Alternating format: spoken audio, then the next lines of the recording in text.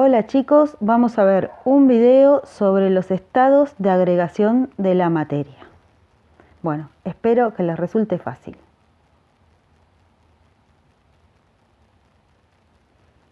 Ahí está. Estados de agregación de la materia. Primero vamos a ver qué quiere decir eso. Agregación quiere decir presentación, o sea, en los estados en que se presenta la materia, la forma en que se presenta la materia. ¿Siempre se presenta de la misma forma? No, depende de la temperatura y de la presión.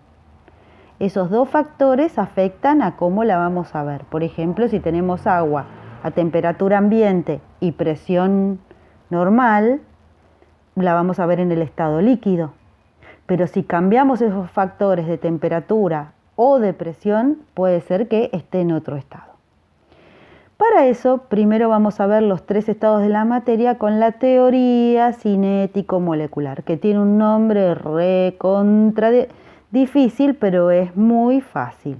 Cinético quiere decir de movimiento y molecular de las moléculas, o sea, la teoría del movimiento de las moléculas.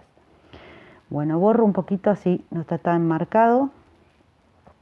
Ahí está. Bueno, sólido, líquido y gaseoso, para que nos imaginemos a las moléculas. En el sólido las vamos a ver todas juntitas, ¿sí? Con el menor espacio posible. En el líquido un poco más separadas y en el gaseoso muy separadas, inclusive hasta le puse una tapa porque si no se escapa. Bueno, y vamos a analizar cómo sería en cada estado algunas características. Por ejemplo, dijimos que las moléculas en el sólido están muy juntas, en el líquido tienen una distancia intermedia y en el gaseoso lo más separada posible. Con respecto a cómo se mueven, acuérdense que la teoría era cinética o de movimiento, cómo se mueven esas moléculas, en el estado sólido solo vibran en el lugar. En el estado líquido vibran y se deslizan entre ellas, ya tienen más movimiento. Y en el gaseoso un máximo movimiento, ¿no? Vibran, se deslizan, se expanden, por eso se escapan del recipiente. Con respecto al volumen, que es el espacio que ocupa la materia en ese estado. En el estado sólido tiene volumen propio. O sea, si nosotros tenemos una roca que está en el estado sólido, tiene ese volumen, el que ocupa la roca, volumen propio. El líquido también tiene volumen propio, porque si nosotros tenemos 1 litro de agua en una botella, por más que la repartamos en muchos vasos o se nos caiga al piso, sigue siendo 1 litro, que es el volumen que ocupa esa cantidad de líquido. En el gaseoso puse que no tiene. ¿Por qué? Porque como se quiere expandir y se escapa del recipiente, si lo ponemos en un recipiente más chiquito va a ocupar todo ese recipiente, lo ponemos en uno más grande va a ocupar todo ese recipiente. O sea que el volumen no es propio, depende de dónde tengamos esa sustancia gaseosa encerrada, digamos. Con respecto a la forma, el estado sólido tiene forma propia, o sea, la roca, que fue el ejemplo que usé antes, tiene su forma y es la forma que tiene esa roca propia. En el estado líquido no tiene forma propia, porque si nosotros tenemos 1 litro de agua en una botella, va a tener la forma de la botella. Si lo repartimos en vasos, va a tener la forma de todos los vasos. Y si se nos cae al piso, va a tener la forma del piso porque se hace un charco. O sea que según el recipiente que la contenga.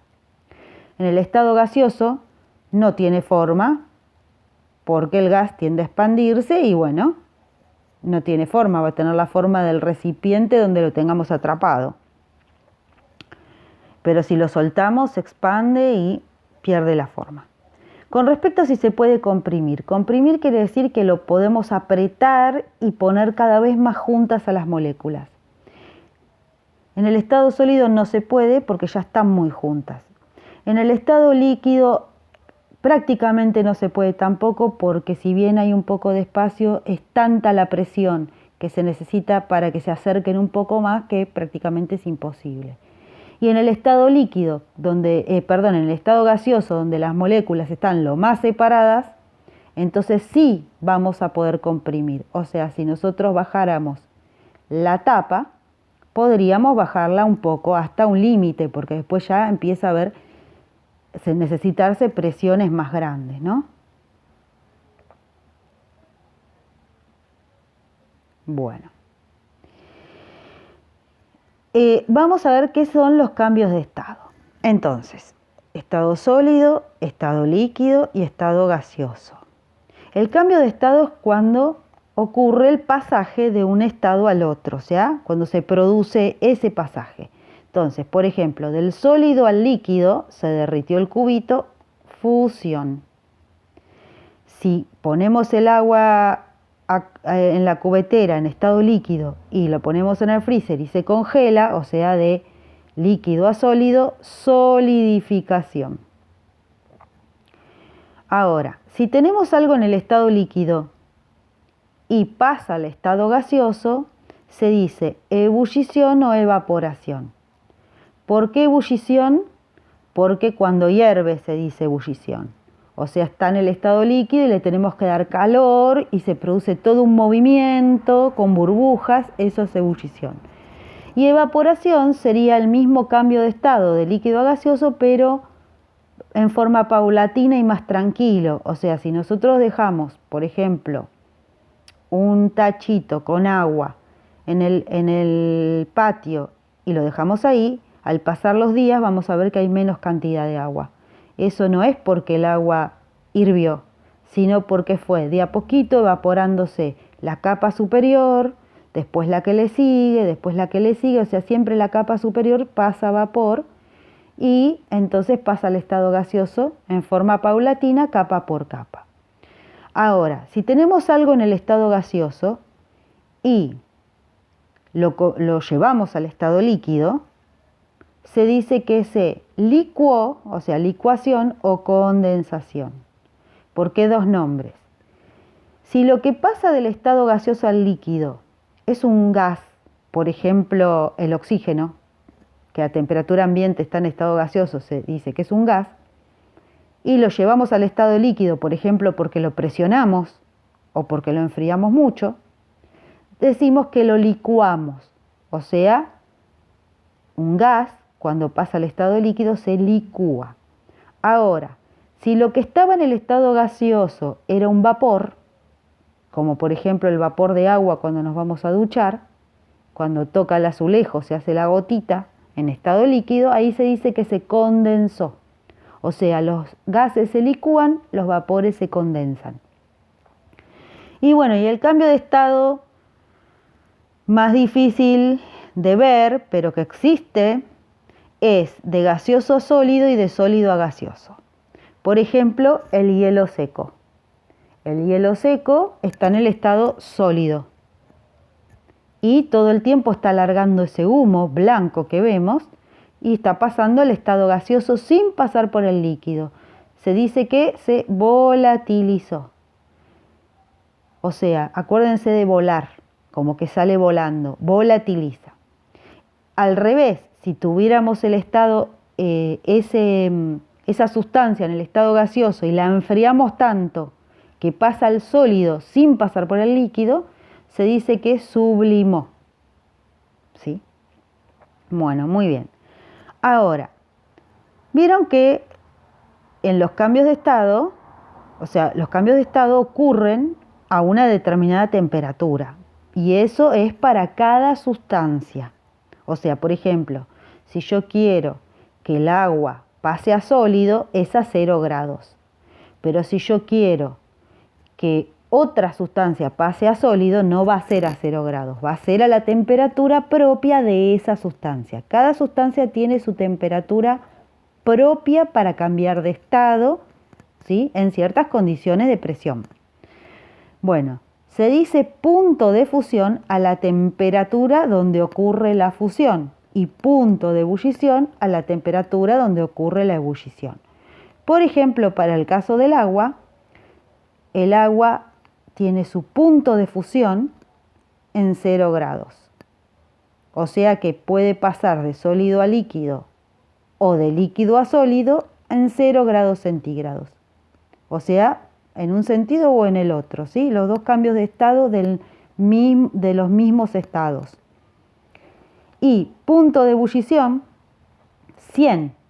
Quiere decir que si tenemos agua líquida y queremos que pase a vapor, la calentamos y cuando llega a 100 grados pasa a vapor.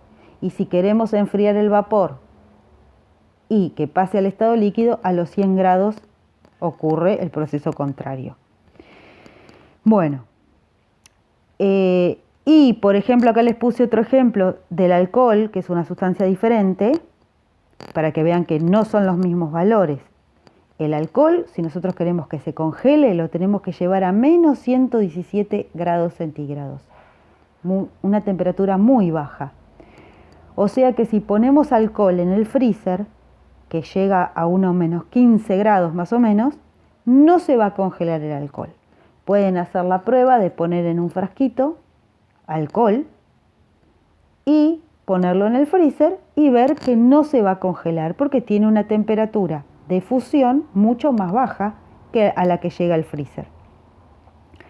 Y punto de ebullición 78, quiere decir que si estamos calentando alcohol, a 78 grados ya va a estar hirviendo, o sea, una temperatura más baja que a la que hierve el agua. Bueno, muy bien. Acá puse un termómetro para que vean las marquitas que tiene ahí, son los puntos de fusión y de ebullición del agua. ¿Y por qué puse eso? Porque cuando estamos calentando una sustancia en un estado, por ejemplo en el estado sólido, estamos calentando el hielo, la temperatura va a ir subiendo, pero cuando el hielo empiece a fundir, o sea, a pasar al estado líquido, o sea que llegó a los 0 grados, por más que sigamos calentando, la temperatura se va a quedar ahí, porque la sustancia está tomando la energía del calor para la transformación de un estado al otro y no para aumentar la energía de las moléculas.